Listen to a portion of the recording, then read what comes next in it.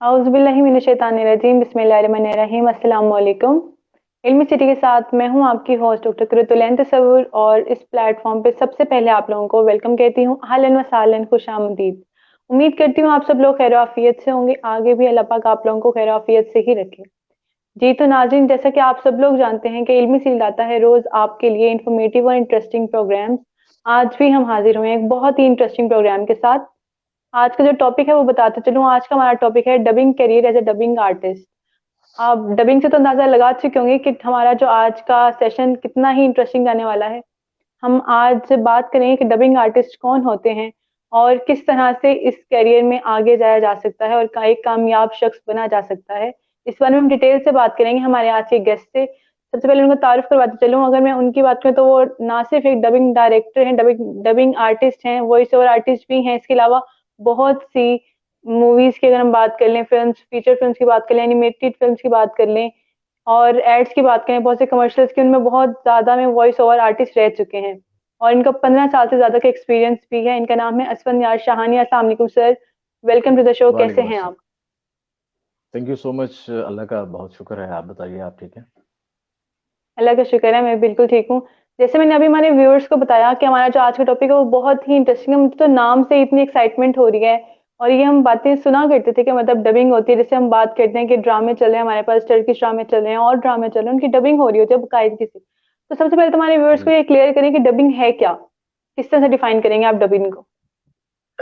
जी, सबसे पहले तो मैं इल्मी सिटी का बहुत मशकूर हूँ कि उन्होंने अपने प्लेटफ़ॉर्म पे मुझे दावत दी और मुझे बोलने का मौका दिया इस टॉपिक पे। और सबको मेरी तरफ से अस्सलाम जज़ाकल्लाह खैर। वालेकुम, जितने भी लोग मुझे देख रहे हैं, सुन रहे हैं। तो डबिंग के हवाले से मतलब है ये, जैसा कि सबको पता है, जिसने ये काम नहीं भी किया तो उसके लिए भी काफ़ी इंटरेस्टिंग है, जैसा कि अभी आपने कहा। डबिंग का बेसिकली ये होता है कि ये, जिस तरह लोगों ने इसको इतना ईज़ी समझा हुआ है कि, क्योंकि डिफरेंट मेरा एक्सपीरियंस है, मेरे पास काफ़ी सारे लोग आते हैं ऑडिशंस के लिए भी, और मतलब है अपने जो उनके ख़्यालात हैं, उनका इज़हार वो मेरे साथ करते हैं। तो मुझे जहाँ तक मैं समझा हूँ, लोगों की नज़र में ये अभी तक एक ऐसा काम है जो कोई भी कर सकता है। तो दरअसल हकीकत ये है कि ये काम भी एक प्रॉपर फ़ील्ड है, इसको जैसे कि एक म्यूज़िक है, एक्टिंग है, फ़िल्म मेकिंग है, कुछ भी ऐसा है, तो ये डबिंग भी इटसेल्फ एक फ़ील्ड है।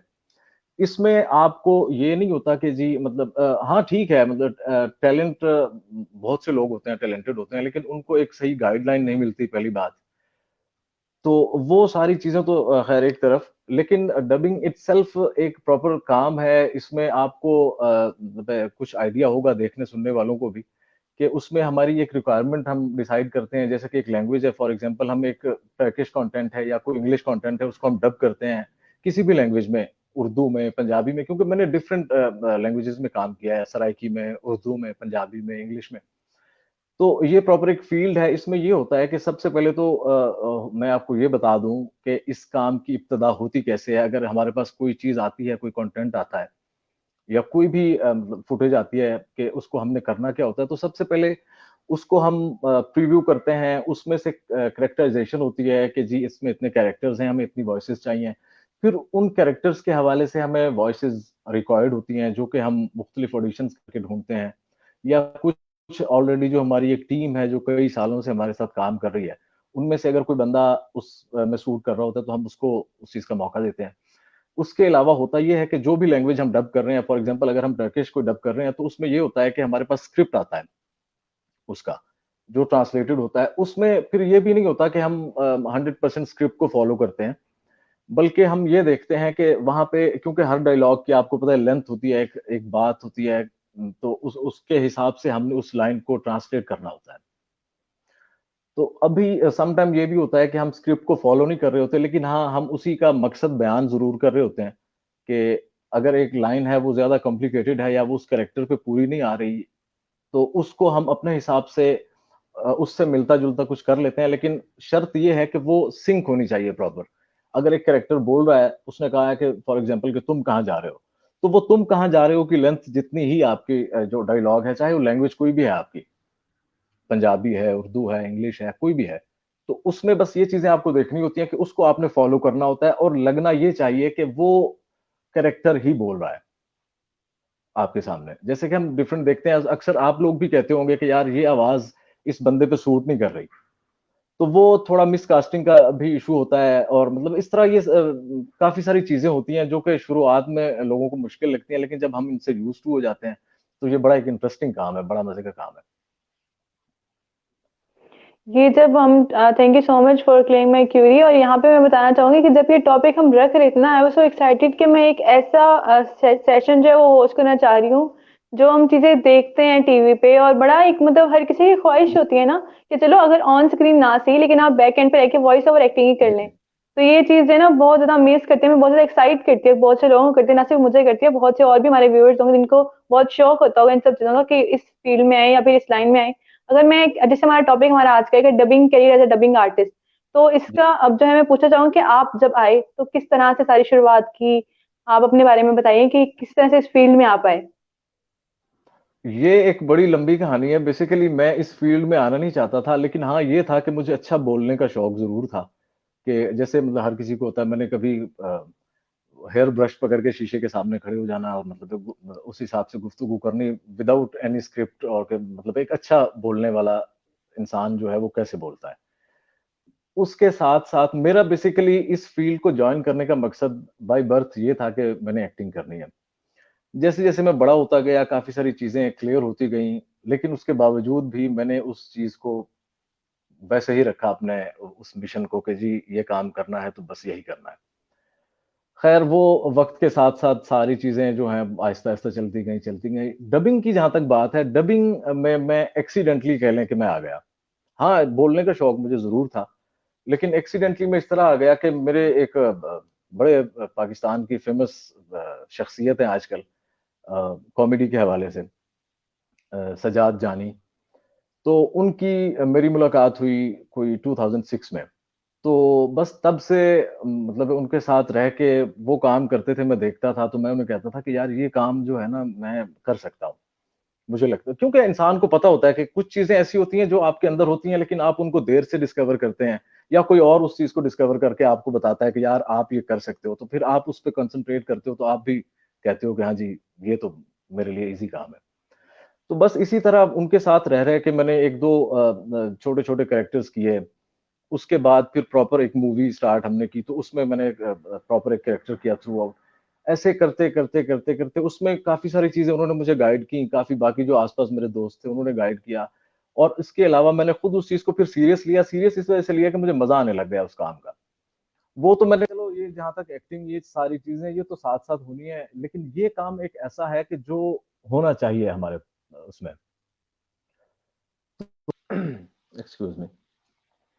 इस तरह करते करते फिर हमने डिफरेंट चैनल्स के लिए काम करना शुरू किया एज अ फ्रीलांसर्स। हमने कॉमेडी का काम बड़ा किया, उसके अलावा हमने मूवीज का काम बहुत किया, डॉक्यूमेंट्रीज बहुत की, एनिमेशन का काम हमने बहुत किया। तो बस इसी तरह इस सफर का आगाज हुआ, और मतलब करते करते करते मुझे जैसे जैसे काम की समझ आती गई। जाहिर है इंसान की मेहनत होती है, एक लगन होती है, बगैर मेहनत के तो कोई भी काम मेरा नहीं ख्याल कि आप कर सकते हैं, या उस पे आप एक प्रॉपर टाइम आपको देना पड़ता है। तो बस वो जैसे जैसे होता गया, वक्त गुजरता गया, मुझे कुछ चीजें अपने अंदर मैंने डिस्कवर की, कुछ लोगों ने मुझे बताया कि ये चीज ऐसे नहीं ऐसे है, तो वो सारा कुछ करते करते वक्त के साथ साथ मुझे उस चीज की समझ आती गई, मैं पॉलिश होता गया। फिर मैंने मुझे मौका मिला, एक चैनल मैंने ज्वाइन कर लिया, उसमें डबिंग डिपार्टमेंट को ही देखना, as a dubbing director, as recordist भी मैंने काम किया शुरू में। कि मतलब मैं उनको डायरेक्शन भी कर रहा हूँ, मैं रिकॉर्ड भी कर रहा हूँ, मतलब सारा काम मैं खुद ही कर रहा हूँ।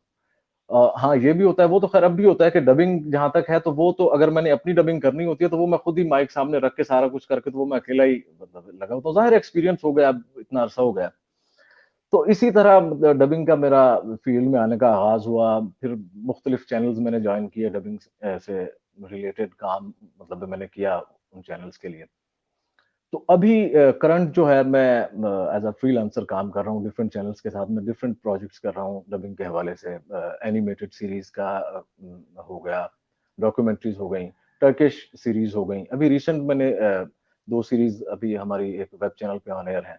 उससे पहले दो तीन सीरीज डिफरेंट टीवी चैनल्स पे ऑन एयर होकर खत्म हो गई। मूवीज काफी ज्यादा मैंने की, इंग्लिश मूवीज डब। तो बस इसी तरह ये सफर जो है वो शुरू हुआ और अभी चलता जा रहा है बस।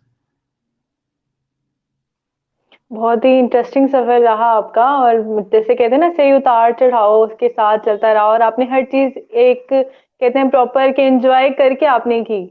जिस तरह से आप बता रहे हैं, लग रहा है कि आप सब चीजें एंजॉय करते करते और मतलब जिस तरह आपकी ख्वाहिश थी उस तरह से आप उसी चीज में आए। बेशक डबिंग में आ गए, जी मतलब आप जो कह रहे हैं एक्सीडेंटली आए, जी। लेकिन इस चीज को भी आप फिलहाल नजर नजर आ रहा है कि आप बहुत अच्छे से एंजॉय कर रहे हैं।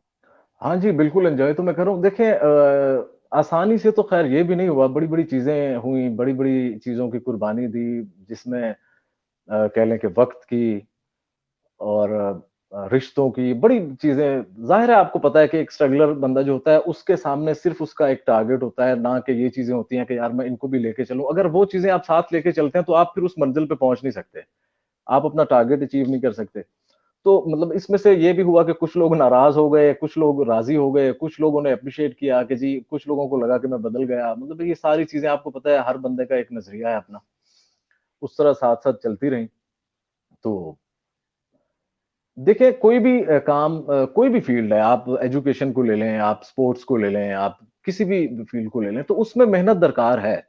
उसमें ये चीज़ सोचना ज़ाहिर है जो भी बंदा एक फ़ील्ड का इंतख़ाब करता है, तो वो ऑलरेडी उसके जो मतलब फ़ायदे, नुकसानात, क्या चीज़ें हैं, वो सारी चीज़ें मेरे ख़्याल में उसको पता होती हैं और अगर जिसको नहीं पता होती, तो वो एक बेवकूफ़ी करता है कि उसे पता ही नहीं होता कि वो किस तरफ जा रहा है। इसी तरह मेरे साथ भी था, मुझे पता भी था कि ये काम इस तरह का है कि मतलब कभी होगा, कभी नहीं होगा। तो फिर मैं जब देखता था कि यार जॉब्स भी हैं या कोई भी सेक्टर है, वो इसी तरह ही होता है कि मतलब फॉर एग्ज़ाम्पल एक बंदा पढ़ाई करता है कि जी मैंने जो है टीचिंग करनी है। वो करता वो सारी चीज़ें कंप्लीट कर लेता है, लेकिन जब वो उसकी जॉब करने का टाइम आता है, तो वो बेचारा अप्लाई करता है, वो कहते हैं जी अभी वैकेंसी नहीं आई, फिर आप अगर जॉब करोगे तो आप कॉन्ट्रैक्ट बेस पे करोगे। कहने का मतलब ये है कि कोई भी फील्ड हो ना, उसमें आपको शुरू में ये चीज़ें मतलब डिफिकल्टीज़ होती हैं सारी कि आपने मतलब हाँ, ये है कि आप लगे रहो उस पे, आपको खुद अंदाज़ा होना चाहिए कि मैं जो टाइम उस पे दे रहा हूँ, वो किसी न किसी तरफ मुझे लगा देगा। और एग्ज़ैक्ट मेरे साथ यही हुआ। मुझे बड़े लोगों ने रोका कि यार ये मतलब ये जैसे कहते हैं ना हवाई रोज़ी है और इसमें ये नहीं होता, उसमें मतलब ये क्या करोगे? बहुत से लोग ये भी पूछते हैं कि चलो ये तो आप काम करते हैं, आप करते क्या हैं? यानी बहुत से लोगों को अभी भी ये नहीं लगता कि ये एक प्रॉपर फ़ील्ड है, जबकि ऐसा है। अगर आप एक कोई भी काम उसको आप टाइम देते हैं, उसको लगे रहते हैं, तो वो कहीं न कहीं, किसी न किसी मकाम पे आपको ज़रूर पहुँचाता है। जी व्यूअर्स, यहाँ पे मैं चाहूंगी कि आप लोग भी सेशन को बहुत इंटरेक्टिव बनाएं अपने कमेंट्स के साथ। अगर आप लोगों की कोई भी क्यूरीज हैं, अगर आप चाहते हैं कि उनके आंसर जो हमारे गेस्ट दें, तो आप लाजमी हमें कमेंट करके बताएं ताकि आपकी तमाम क्यूरीज हम अपने गेस्ट से क्लियर करवा सकें। और अब मैं, जैसे आपने बताया असफन यार, कि अभी जो है ना आपने बहुत से एनिमेटेड मूवीज में भी काम किया, इसके अलावा बहुत से जी। कमर्शियल में भी किया। तो मुझे बताएं कि कभी तो ऐसा लगा होगा ना कि नहीं, ये चीज अगर कमर्शियल वाली लाइन में आए तो ये थोड़ी मुश्किल है, या फिर एनिमेटेड फिल्म जो है वो मुश्किल है, फनी जो है वो मुश्किल है। मतलब कोई ऐसी जो लगता हो, अब तो खैर आपके ना एक्सपीरियंस हो गया, उसके अलावा जब स्टार्टिंग में अ लगता हो कि नहीं ये चीज नहीं, इससे थोड़ा साइड पे रहते हैं, ये वाली चीज, ये वाली फीड देखते हैं, कुछ ऐसा अगर। नहीं, मुझे इस तरह का मुश्किल तो कुछ नहीं लगा, लेकिन क्योंकि वो शुरू से ही मुझे मतलब उसमें इंटरेस्ट डेवलप हुआ मेरा, तो मैं उसको करता गया बगैर इस चीज़ को सोचे या देखे कि ये मुश्किल है, ये आसान है। और जहाँ तक वॉइस ओवर्स की बात है कमर्शियल्स के हवाले से, तो वो मुझे और ज़्यादा ईज़ी काम लगता है, क्योंकि जब आप पूरे-पूरे कैरेक्टर्स या पूरी-पूरी फ़िल्म्स डब करते हैं, मैंने अकेले ने एनिमेटेड मूवीज़ डब की हुई है विद डिफरेंट वॉइसेज़। मैंने खुद ही। तो सो वो नाइस। चीज़ें हाँ, मैंने मतलब जी जी। क्योंकि एनिमेटेड और उसमें मैं ज़रा यहाँ पे एक डिफ़रेंस आपको बताता चलूँ कि अगर आप एक संजीदा काम करते हैं डबिंग के हवाले से या एक फ़नी करते हैं, तो उसमें आपके पास ना फ़नी काम में मार्जिन ज़्यादा होता है कि आप उसमें अगर आपकी वॉइसेस मतलब वॉइस चेंज करते हैं आप या मतलब टोन चेंज करते हैं, तो क्योंकि कार्टून एक ऐसी चीज़ है, उसमें कोई बहुत रेयर होता है कि कोई चीज़ ऑड लगे उसपे। किसी कार्टून पे कोई आवाज़ आपको लगे, बहुत कम ऐसा होता है कि जी ये आवाज़ इस पे सूट नहीं कर रही। अदरवाइज़ आप जो जिस तरह का एक्सपेरिमेंट करते हैं, हाँ, ये है कि उसमें परफेक्शन हो। ये नहीं कि मतलब वो कुछ और कर रहा है, आप कुछ और बोल रहे हैं। परफेक्शन उसमें होनी चाहिए, तो टोन की जो ऑप्शंस हैं ना, वो एनिमेटेड सीरीज़ में ज़्यादा हैं। यहाँ पे भी जब हम उर्दू प्लेस करते हैं या सीरीज़ करते हैं कोई भी, तो उसमें भी मेरा क्योंकि अब एक्सपीरियंस हो गया, तो मैं को ईज़िली 4 से 5 वॉइसेज़ में कैरेक्टर डब कर सकता हूँ। तो वो मतलब ऐसा भी सम टाइम होता है कि वो पूरे सीन में वही कैरेक्टर्स ही होते हैं और हर तरफ मैं मतलब बोल रहा होता हूँ।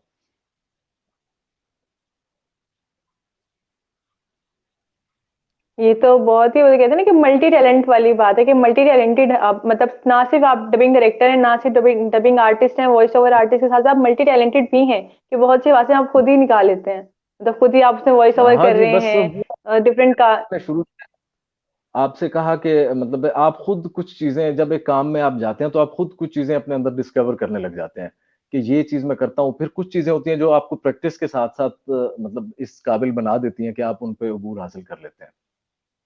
जहां तक कमर्शियल की वॉइस ओवर्स का है तो वो तो उस हिसाब से बहुत इजी है मेरे लिए, क्योंकि उनका ड्यूरेशन आपको पता है मैक्सिमम 1 मिनट का होता है, या कोई डॉक्यूमेंट्री हम कर लेते हैं तो वो कोई 5 से 6 मिनट की होती है। जबकि फ़िल्म या को मतलब ये ऐसी चीज़ें हैं जिनका ड्यूरेशन ज़्यादा होता है और उसमें कैरेक्टर डिफरेंट होते हैं, उसमें मूड्स डिफरेंट होते हैं। उसमें मतलब कभी फ़नी एक सीन आ गया, उसी वक़्त एक एक्शन कोई सीन आ गया, उसमें ही मतलब कोई इमोशनल सीन आ गया, मतलब डिफरेंट इस तरह की चीज़ें होती हैं। जबकि वीओ में ये होता है, फॉर एग्ज़ाम्पल हम एक कमर्शियल की वॉइस ओवर कर रहे हैं, तो हमें पता होता है कि यार ये स्क्रिप्ट है, एक ही मूड है, इसका यही मूड है। तो वो तो बहुत एन्जॉय करके मैं करता हूँ उस चीज़ को। डबिंग भी इसका भी मज़ा आता है, उसका अपना मज़ा, उसका अपना मज़ा है। बिल्कुल ऐसे ही है। और मैं यहाँ पे अभी जो क्वेश्चन अब मैं करने जा रही हूँ, ये मेरे साथ साथ जरूर बहुत से और व्यूअर्स का क्वेश्चन भी होगा कि अगर जी। कोई जो है शख्स डबिंग आर्टिस्ट बनना चाहे तो किस तरह से बन सकता है, मतलब क्या क्या रिक्वायरमेंट्स होनी चाहिए उसमें, अगर डिग्री की डबिंग बात करें क्या आर्टिस्ट कोई के डिग्री की हवाले जरूरत होनी चाहिए? जी जी बताएं। नहीं, नहीं, नहीं। आपको पता है कि टैलेंट जो होता है सबसे पहले उसको किसी डिग्री की ज़रूरत नहीं होती। चाहे वो आपका सिंगिंग में है, आप कोई एज़ अ म्यूज़िशियन हैं, आप एक्टर हैं, आप वीओ आर्टिस्ट हैं, डबिंग आर्टिस्ट हैं। हाँ, ये है कि उसमें कुछ चीज़ें ये होती हैं, डबिंग के हवाले से ले लें आप या वॉइस ओवर्स के हवाले से ले लें। अ, अब वॉइस ओवर में ये होता है कि उसमें भी आपकी जो प्रोडक्ट आपने बनानी होती है, जिसके लिए आपने वॉइस ओवर करनी होती है, उसकी एक रिक्वायरमेंट होती है आवाज़ की।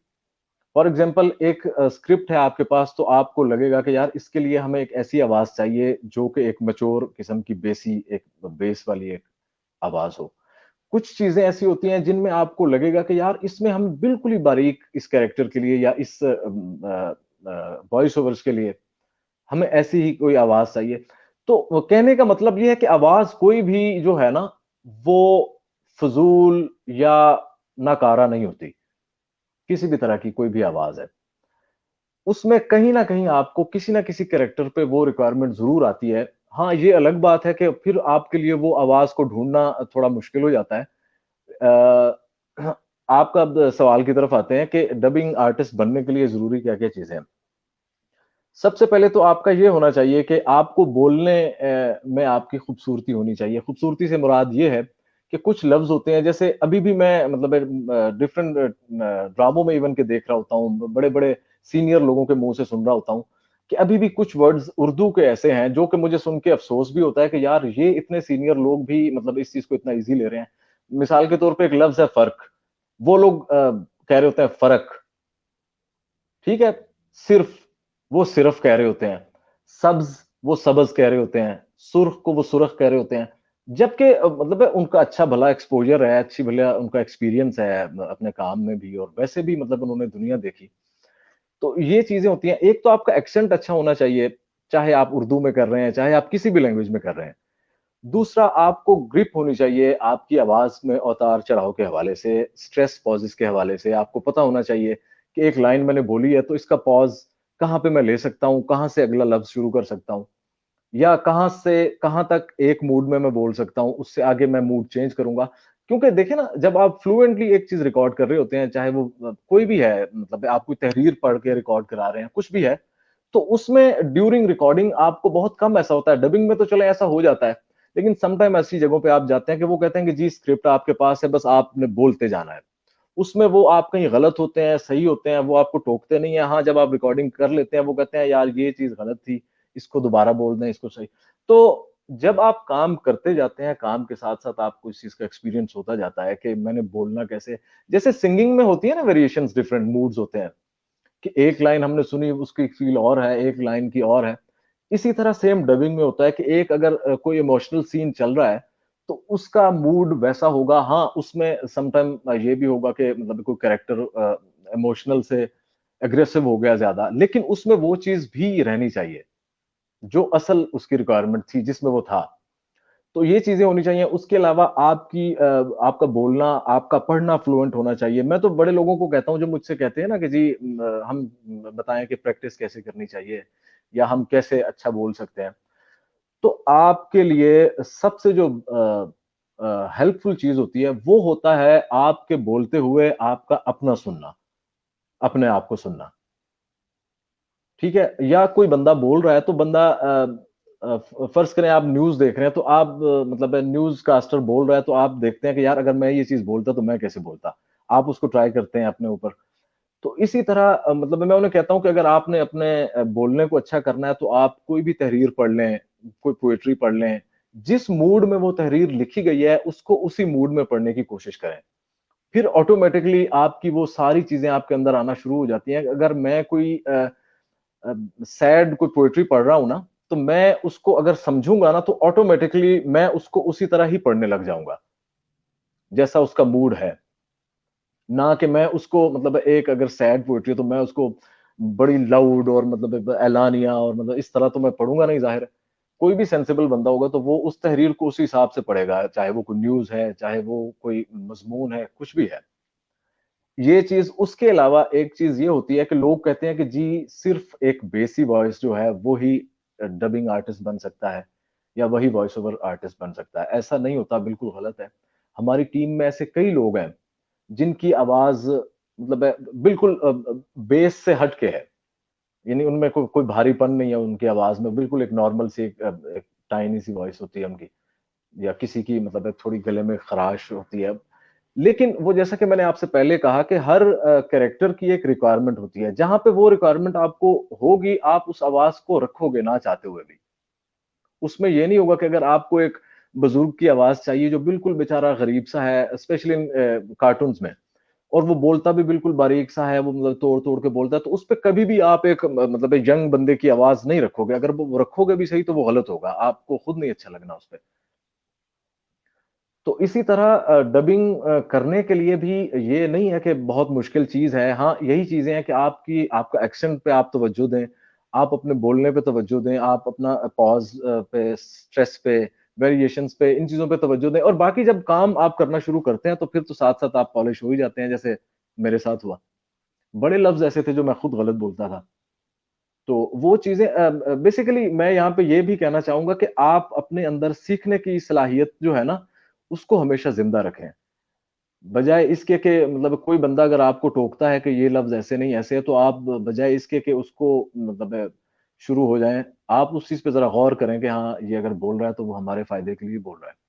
क्योंकि हमेशा तो वो बंदा आपके पास होता नहीं है या हमेशा आपने वो लफ्ज़ बोलना नहीं होता या हमेशा उस पे आपको कोई टोकने वाला नहीं होता, किसी भी जगह पे।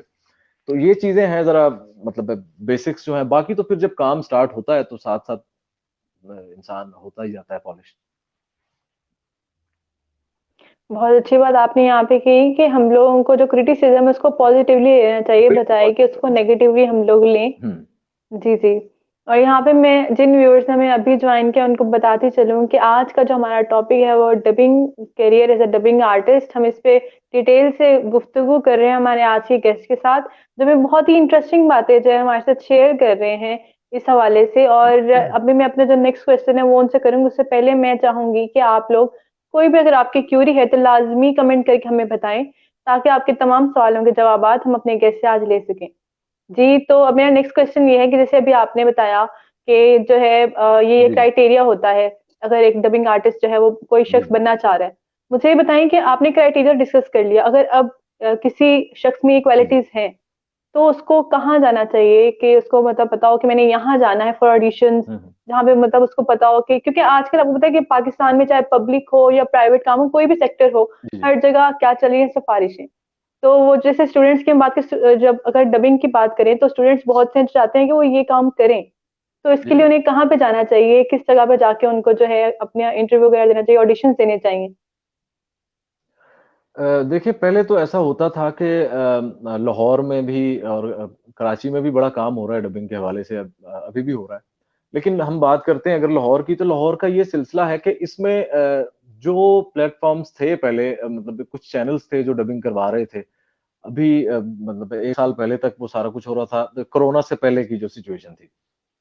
तो अब वो चीज़ें उन्होंने आहिस्ता-आहिस्ता कम कर दी हैं। डबिंग उन्होंने इन हाउस करना छोड़ दिया है, आउटसोर्स उन्होंने काम करवाना शुरू कर दिया। मतलब किसी ने कराची भेज दिया, किसी ने कहीं और कर दिया, किसी ने अपना सेटअप लगा के शुरू कर दिया। तो उसमें अभी यहाँ पे लाहौर में जो सबसे ज़्यादा डबिंग का काम हो रहा है, वो अल्हम्दुलिल्लाह हम लोग कर रहे हैं।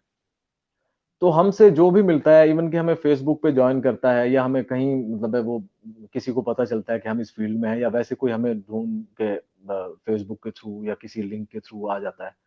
तो हम तो सबको वेलकम करते हैं, हम तो सबको ऑडिशंस करते हैं। हाँ, ये ज़रूर होता है कि मतलब है उसमें से अक्सर लोग नाराज़ भी हो जाते हैं कि जी हम आपको ऑडिशन देकर गए थे और आपने हमें दोबारा बुलाया नहीं। तो उसकी वजह ये होती है कि हमें वो रिक्वायरमेंट हमारे पास आ नहीं रही होती उनकी आवाज़ की।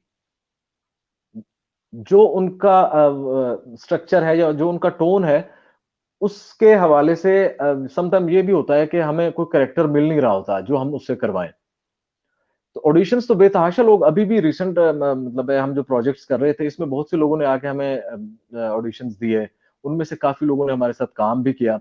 अच्छा, फिर उस प्रोजेक्ट के लिए अगर वो लोग नहीं सिलेक्ट हुए, तो बीच में कोई और हमारे पास काम आ गया, तो हमें लगा कि हाँ, फलाँ बंदे में ये एबिलिटी है, तो वो कर सकता है। तो उन लोगों से हमने वो काम करवा लिया। काम सबके लिए निकलता रहता है, हाँ, लेकिन उसकी रिक्वायरमेंट का होना ज़रूरी है कि उस आवाज़ की रिक्वायरमेंट है या उस बंदे की रिक्वायरमेंट है, तो हम तभी उनसे वो काम करवाते हैं। जहाँ तक ऑडिशंस की बात है, आप लोग मतलब देख रहे होंगे मुझे, तो जैसे भी आप लोग कॉन्टैक्ट करना मुझसे चाहते हैं, तो आप ज़रूर कर लें, मैं आपको गाइड कर दूँगा इस हवाले से। कुछ और भी कॉम्प्लिकेशंस अगर हैं किसी के ज़हन में, तो वो भी आप लोग मुझसे पूछ सकते हैं।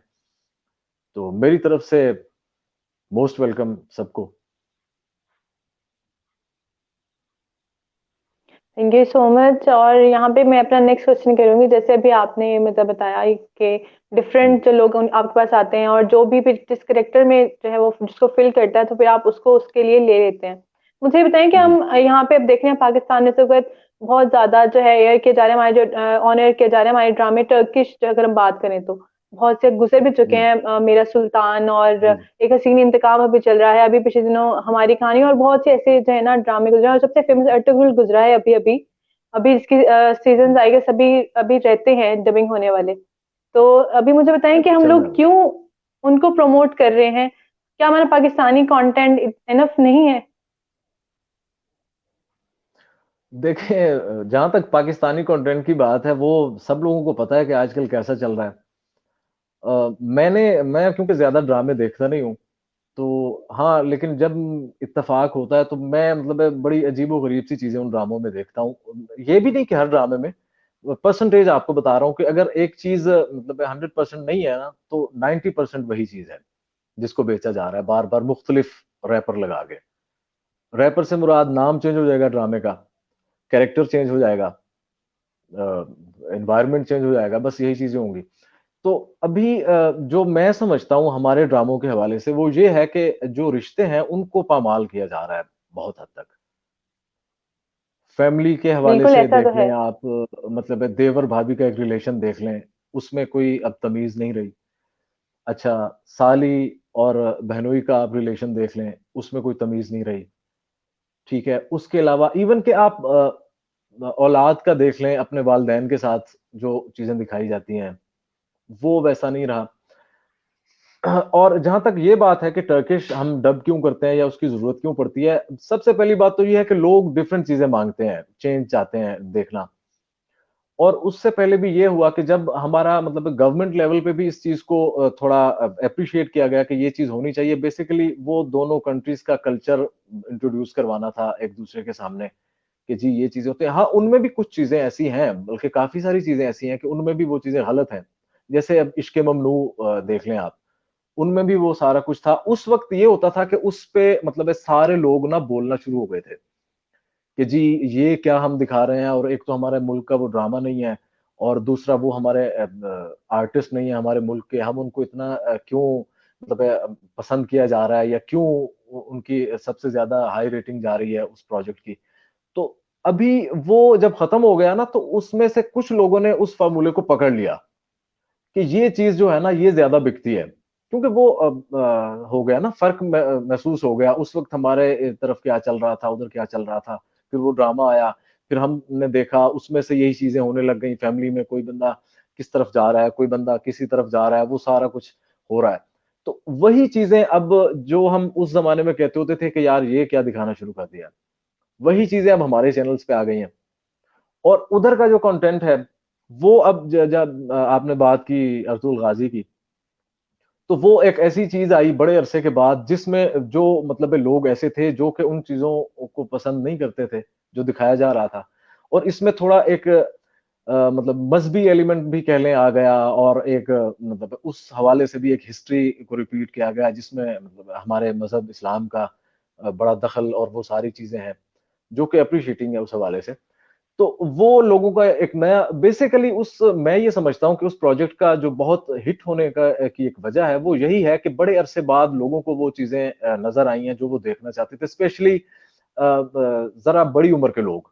उसका तो खैर हर बंदा जो है वो एडिक्टेड हो गया उस ड्रामे के हवाले से, लेकिन लोग देखना चाहते थे। आपको याद होगा पीटीवी पे बहुत पहले ये सारी चीजें चलती होती थी, टीपू सुल्तान था एक, कोयटा सेंटर से मोस्टली इस तरह के ड्रामे, पाले खान था या पाले शाह उसका नाम था। मतलब इस तरह के बड़े ड्रामे थे। अगर हम अब भी बनाना चाहें तो हम बना सकते हैं, बजाय इसके कि हम ये सोचते रहें कि जी तुर्की वाले आके इधर कमा के चले जाते हैं और हम हमें क्यों नहीं लिया जाता। तो ये चीज हमें देखनी चाहिए कि वो बना क्या रहे हैं, तो वही चीज पसंद की जा रही है तो हम क्यों नहीं वो बना सकते। यहाँ पे ये चीज है कि मतलब नाम बदलते हैं, किरदार बदलते हैं, स्टोरी वही रहती है, सारा कुछ वही रहता है। और उनमें जो एक मतलब मैंने अभी जैसे कहा कि रिश्तों को पामाल किया जाना, वो ही रहता है सारा कुछ। क्या कभी ऐसा होता है कि जैसे मतलब जो टर्किश ड्रामे हैं या कोई भी और ड्रामे यहाँ पे ऑन एयर हो रहे हो पाकिस्तान में, और उनकी डबिंग के लिए हमारे पाकिस्तानी जो एक्टर्स एक्ट्रेसेस हैं वो आए, मतलब उनकी आवाज में डब किया जाए? बिल्कुल ऐसा होता है। ये आप देख लें, ये जो कुछ हमारी पाकिस्तानी एनिमेटेड मूवीज हुई दो तीन, तो उनमें जितने लोगों को लिया गया वो सारे ही टीवी आर्टिस्ट थे। और मुझे लगता है कि उनको इसलिए लिया गया क्योंकि जो करवा रहे थे उन्हें ये लगता होगा कि ये ही कर सकते हैं और कोई नहीं कर सकता। जबकि मैंने पहले भी आपसे अर्ज किया कि मेरा क्योंकि इतना एक्सपीरियंस है, मेरा बड़े ऐसे लोगों से वास्ता पड़ा काम के हवाले से, जो कि टीवी के बहुत सीनियर एक्टर्स थे। लेकिन डबिंग जो है, जब मैंने उनको बुलाया तो डबिंग का वो सिलसिला उनसे नहीं हो पाया, क्योंकि मतलब लगता उन्हें भी यही था कि हम डायलॉग्स बोल रहे हैं जैसे उधर बोलते हैं, तो ये तो it's not a big job. लेकिन जब आप आते हैं, जब क्योंकि आवाज का जो काम है ये डिफरेंट है और डिफिकल्ट भी है। उसकी वजह ये है कि आप एक कैरेक्टर है स्क्रीन पे आपके सामने, आपने अपनी आवाज के जरिए उसमें फील लानी है, आपने अपनी आवाज से उसको रजिस्टर्ड करवाना है। आपने सामने नहीं आना, आपकी आवाज में वो फील, वो मतलब सारी चीजें हों जो उस कैरेक्टर को प्रेजेंट कर रही हैं। तो वो ये मतलब है, आप ये एक समझ लें कि ये भी ही एक्टिंग है। जब आप किसी को आपने देखा भी होगा डबिंग करते हुए, तो जब वो डबिंग कर रहे होते हैं तो वो उनकी पूरी बॉडी इन्वॉल्व होती है उसमें, कि वो अगर कोई मतलब कोई फनी या एक्साइटेड वो हो रहे हैं तो वो प्रॉपर हो रहे होते हैं। उसमें ये नहीं होता कि वो खड़े खड़े मतलब स्टिफ हैं बिल्कुल करके वो बोली जा रहे हैं, ऐसा हरगिज नहीं होता। उसकी एक रिक्वायरमेंट होती है। और जो टीवी आर्टिस्ट है, मेरा मैंने काफी लोगों से मतलब करवाया भी डिफरेंट प्रोजेक्ट्स में। कभी कोई इस तरह की डॉक्यूमेंट्री आ गई तो उसमें मैंने किसी सीनियर आर्टिस्ट को मैंने बुला लिया, या कोई इस तरह की चीज हो गई जो कि हमारा इस तरह का एक प्रोजेक्ट आया कि जो अ, अच्छा, मैं एक चीज और भी आपको बताऊं कि आवाज जो होती है उसकी एक शक्ल होती है हर आवाज की, जो कि उस मतलब आपके जहन में होती है। स्पेशली उन लोगों को इस बात की समझ बेहतर आएगी जो अ, इस काम से किसी ना किसी तरह जुड़े हुए हैं, चाहे सिंगिंग के थ्रू हैं या डबिंग के थ्रू हैं, कि जब आपके सामने एक कैरेक्टर आता है ना, जब जो आपने अभी डब नहीं किया होता, तो उसके साथ ही एक आवाज आपके दिमाग में आती है उसके जैसी, कि यार ये आवाज इस पे होनी चाहिए। तो वो फिर आप ढूंढना शुरू कर देते हैं।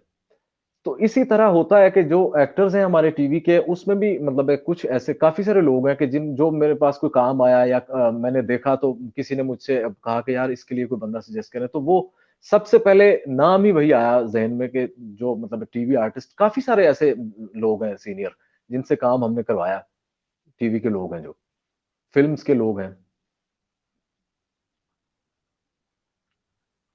अच्छा, हम एक वर्ड सुनते हैं वॉइस एक्टिंग, तो वॉइस एक्टिंग और वॉइस ओवर दोनों डिफरेंट है या सेम थिंग? नहीं, ये दोनों डिफरेंट है। वॉइस एक्टिंग बेसिकली इसी को ही कहते हैं जो जिसे हम डबिंग भी कहते हैं। वॉइस एक्टिंग में ये भी होता है कि सम टाइम आपकी रिक्वायरमेंट इस तरह की होती है, चाहे वो कमर्शियल ही क्यों ना हो। वॉइस ओवर्स अच्छा, वॉइस ओवर हम कहते हैं उसे, जो हम कमर्शियल्स की वॉइस ओवर सुनते हैं, जो एक आवाज आ रही होती है हमें कमर्शियल्स की, वो वॉइस ओवर है। हम कोई डॉक्यूमेंट्री देखते हैं, उसके पीछे एक आवाज आ रही है, वो वॉइस ओवर है। इसी तरह की जो चीजें हैं। और डबिंग का ये है कि डबिंग का मतलब है जैसे कार्टून मूवीज डब होती हैं, फनी क्लिप्स होते हैं, मूवीज होती हैं, ड्रामास होते हैं। तो वॉइस एक्टिंग और चीज है। जैसा कि मैंने अभी आपसे डिस्कस किया कि जब आप बोलते हैं तो आप पूरे इन्वॉल्व होते हैं, आपकी पूरी वो एक्टिंग हो रही होती है उसमें, जो कि उस कैरेक्टर को प्रेजेंट कर रही होती है और उसको उस काबिल बना रही होती है कि हाँ, लैंग्वेज वो ना सही, लेकिन जो उस पे आवाज है या जो बोला जा रहा है उस पे, वो बिल्कुल परफेक्ट है उस पे। तो ये फर्क होता है वॉइस एक्टिंग में कि जो आप डबिंग में सारा कुछ करते हैं, जो जिसके लिए आपको मूड्स डिफरेंट चाहिए होते हैं, वो जाहिर एक्टिंग ही है। जैसे आप कैमरा के सामने करते हैं कभी क्या कभी क्या, तो सेम इसी तरह आवाज के थ्रू आप जो करते हैं वो वॉइस एक्टिंग कहलाती है। वॉइस ओवर्स जो है वो मतलब ये है कि कमर्शियल्स की जैसे हो गई वो वॉइस ओवर है, कोई और चीज है वो मतलब डॉक्यूमेंट्री है वो वॉइस ओवर है। रेडियो पे अक्सर आप इस तरह की चीजें सुनते होंगे, कोई ऐलान सुनते हैं आप रेडियो पे या टीवी पे, वो वॉइस ओवर है। यहाँ पे हमारे व्यूअर्स ने बहुत ज़्यादा अप्रिशिएट किया है, बहुत से कमेंट्स हैं अप्रिसिएशन में, और यहाँ पे एक कमेंट है मुन्ना का, वो कह रहे हैं कि मुझे भी कास्ट कर लें। तो इन्हें आप बता दें, जैसे आपने बताया कि ऑडिशन से दे सकते, तो आप अगर आपको सर्च करना चाहेंगे तो फेसबुक पेज या कुछ अगर आप शेयर करना चाहें यहाँ पे, जी जी ताकि ये। बिल्कुल। जी जी। लोग मेरे साथ कांटेक्ट करना चाहते हैं वो जरूर कर सकते हैं। फेसबुक पे कर लीजिए, असफंद यार शहानी के नाम से मेरा प्रोफाइल है, तो उसमें आप मुझे डायरेक्ट मैसेज कर दीजिए, मैं आपको गाइड कर दूंगा। Thank you so much. और मुझे यहाँ पे बताइएगा कि हम जैसे अभी बात कर रहे हैं करियर में, कि मतलब यहाँ पे करियर पे हमने बताया कि कमर्शियल डिफरेंट हो सकती हैं, उनमें किया जा सकता है, या हम्म, फिर जैसे अभी डिफरेंट हमारे पास आ रहे हैं ड्रामा वगैरह आ रहे हैं, टर्किश की सीरीज आ रही जी होती हैं, उनमें डबिंग करके जी। की जा सकती है। इसके अलावा अगर हम बात करें तो डबिंग आर्टिस्ट है, मतलब ऐसा इसमें करियर अगर देखें तो कहाँ कहाँ तक कौन कौन सी फील्ड में मजीद डबिंग की जा सकती है, या एक डबिंग आर्टिस्ट काम कर सकता है? देखिए, अगर कोई भी फील्ड है ना, उसमें आपका लगे रहना या उसमें आप अपने लिए अपॉर्चुनिटीज ढूंढना, वो आपका मिशन होता है। अगर एक मतलब कोई भी फील्ड ले लें आप, अगर कोई स्पोर्ट्समैन है तो वो अपने स्पोर्ट्स के हवाले से जो अपनी एक्टिविटीज करता रहता है, तो उसको ये होता है कि यार मुझे पता चले कि ट्रायल्स कहाँ पे हो रहे हैं, मुझे ये पता चले कि जी कहाँ पे मतलब, मैं जा सकता हूँ। तो वो तो एक साथ साथ स्ट्रगल है जो चलती रहती है। और जहां तक इसको अर्निंग के पॉइंट ऑफ व्यू से कह लें, या आप इसको एक फील्ड के तौर पे लेके चलते हैं, तो अब जैसे मैं हूँ, शुरू में मैं भी इसी तरह ही था कि मतलब इतनी अर्निंग नहीं होती थी कि जी बंदा कहे कि जी मैं इससे पूरा मतलब एक सिस्टम अपना सही कर लूंगा। साथ साथ मैं जॉब कर रहा था, साथ साथ ये चीजें चल रही थी। लेकिन क्योंकि मेरी वो फील्ड थी, मेरा एक मिशन ही यही था कि मैंने इसी तरफ ही जाना है, चाहे वो एक्टिंग है, चाहे वो डायरेक्शन है, चाहे वो डबिंग है, कुछ भी है। तो मैं उसी तरफ चलता रहा, तो उसमें मैंने खुद इस तरह के मौके ढूँढे, जिसमें मुझे लगा कि यार ये एक ऐसी चीज़ है कि जिसमें मैं इसको एज़ मतलब प्रॉपर जॉब या एज़ सिक्योर जॉब या कोई भी इस तरह की है जिससे मैं अच्छा अर्न कर सकता हूँ। तो वो फिर साथ-साथ जब आप सिर्फ डबिंग नहीं, आप किसी भी फील्ड में जाते हैं, तो वो फिर आप जब एक लाइन पे लग जाते हैं, तो उसमें फिर उन चीज़ों को आपके लिए मौके तलाश करना, वो उस चीज़ का हिस्सा हो जाता है, जो आपकी एक स्ट्रगल हो रही होती है। तो इसी तरह फिर आप जैसे-जैसे फील्ड में अच्छा, फिर ये भी होता है कि आप काम के साथ-साथ आपका एक लेवल अप होता जाता है। आप मतलब सीनियर होते जाते, तो वो आपकी थोड़ी मार्केट भी बन जाती है उस हवाले से। लोग आपको चंद लोग जानने लग जाते हैं, तो इसी तरह से आपको डिफरेंट चीज़ें मिलती हैं काम करने के हवाले से। अब मैं डॉक्यूमेंट्रीज़ के हवाले से काफ़ी मतलब काम कर लेता हूँ। कब टीवी कमर्शियल्स के हवाले से मैंने डिफरेंट वॉइस ओवर्स किए हैं। अभी भी मेरे 1-2 एड्स चल रहे हैं जिनमें मेरी वॉइस ओवर्स है। एज़ आर्टिस्ट मेरे 1 या 2 टीवी कमर्शियल्स अभी आने वाले हैं, 1-2 अभी आने वाले हैं, 1-2 चल रहे हैं। इसी तरह फिर क्योंकि मैंने अब इस चीज को प्रॉपर एक अपना वो बना लिया है कि यही करना है मैंने। तो मैं फिर एक वॉइस ओवर आर्टिस्ट था, फिर वॉइस ओवर आर्टिस्ट से मैंने चैनल ज्वाइन किया, तो उसमें मेरी थोड़ी रिस्पॉन्सिबिलिटीज बढ़ गई। उसके बाद मैंने एक और चैनल ज्वाइन किया, तो वहां और बढ़ गई। इस तरह करते करते करते अब जब मैं अल्हम्दुलिल्लाह अपना काम कर रहा हूँ, तो उसमें जाहिर है फर्क है। मतलब वो जो अर्निंग थी या अब जो सिलसिला है, तो कहने का मतलब ये है कि अगर कोई भी काम है आप उसको प्रॉपर तरीके से करते हैं और आप कहते हैं कि सिर्फ यही करना है। हाँ, ये है कि हालात की गर्दिश में आप समटाइम आ जाते हैं। जैसे अभी लास्ट ये हुआ कोरोना के हवाले से, तो उसमें मतलब सिर्फ डबिंग ही नहीं, उसमें तो ओवरऑल आपको पता है वर्ल्ड इकोनॉमी डिस्टर्ब हो गई। तो ये चीजें तो फिर सबके साथ साथ है, फायदा नुकसान हर फील्ड का है, हर चीज का है। उसमें सिर्फ ये नहीं होता कि अगर इसके अलावा आप कोई फील्ड डिसाइड करते हैं तो वो आपको टोटली फायदा ही फायदा है और आप उसमें आगे निकलते जाते हैं। डिफरेंट चीजें होती हैं। मतलब वो मैं ये समझता हूँ कि आपके अपनी एक लक होती है जिसमें आप चले जा रहे होते हैं।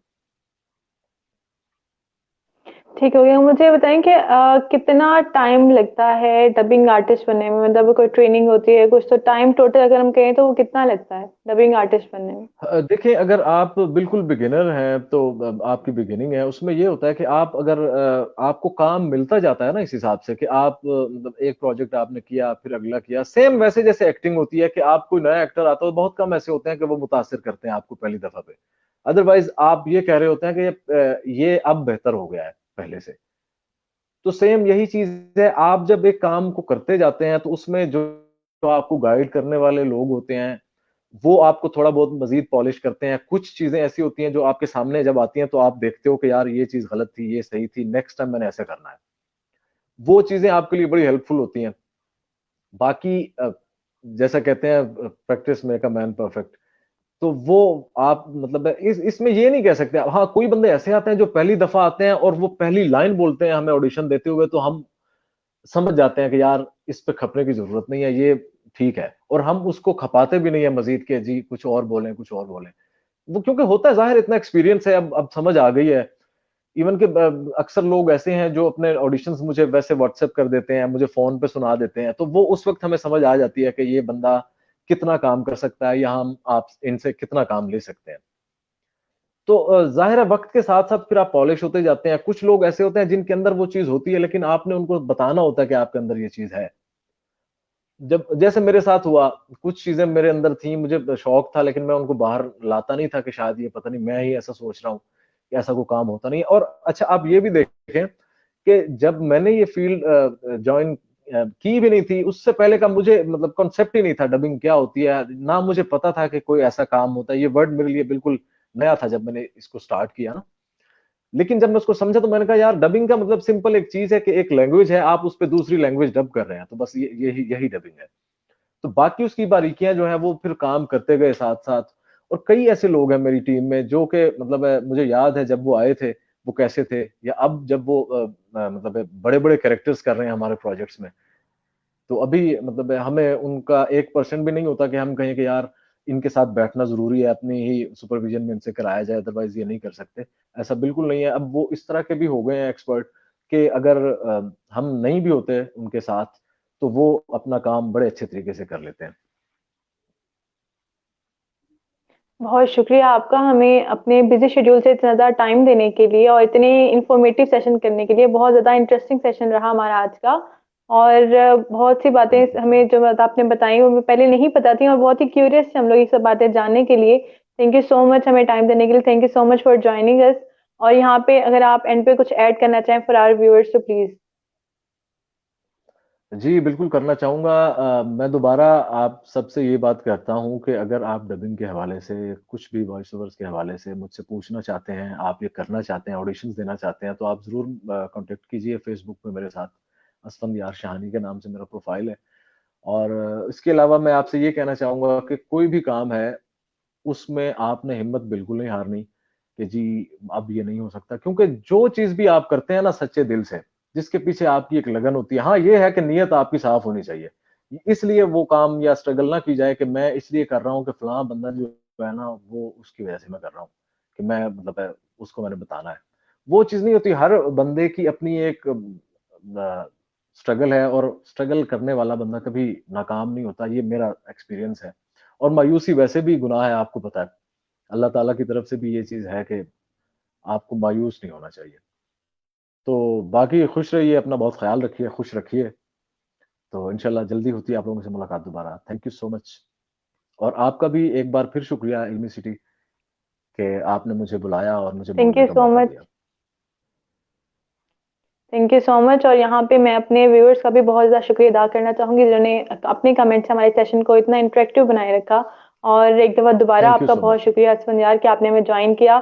Thank you. और इंशाल्लाह हम लोग जो है दोबारा मुलाकात हमारी होगी व्यूअर्स आप लोगों के साथ फिर से किसी इंटरेस्टिंग सेशन के साथ। तब तक अपना बहुत ज़्यादा ख्याल रखिएगा, दुआ में याद रखिएगा। ज़रूर होगी अल्लाह इंशाल्लाह। हाफिज़।